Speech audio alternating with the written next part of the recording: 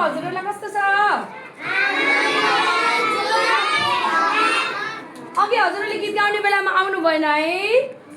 हजुरलाई कहाँ जानु जानु परेको नि गीत सुन्नु भएन भन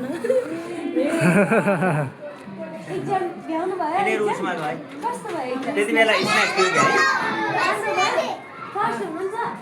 मैले सुनेको थिएँ अरे मैले सुनेको थिएँ गीत कुन गीत सुन्नु भएको थियो खै भन्नु त हामीलाई पनि गीत गाएर सुनाइदिनु भन्ने हो नि त हजुरहरूले खै त एमएलए भन्नुहोस् हामीलाई पनि सुनाइदिनु न भन न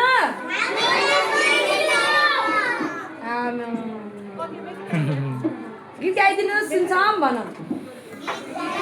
क्ल्याप गर्छौँ होइन ल क्ल्याप गर्नु खै गीत गाउन लाउनुहोस् हजुरहरूले उहाँलाई म्यामलाई भन्नु न मलाई नभन्नु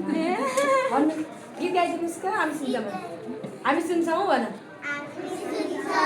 हो क्ल्याप पनि गर्ने है ल मैले गाउनु भएन अहिले चाहिँ पनि गाइदेऊ न केही हुँदैन यति गाइदियो केटाकेटीलाई केटाकेटी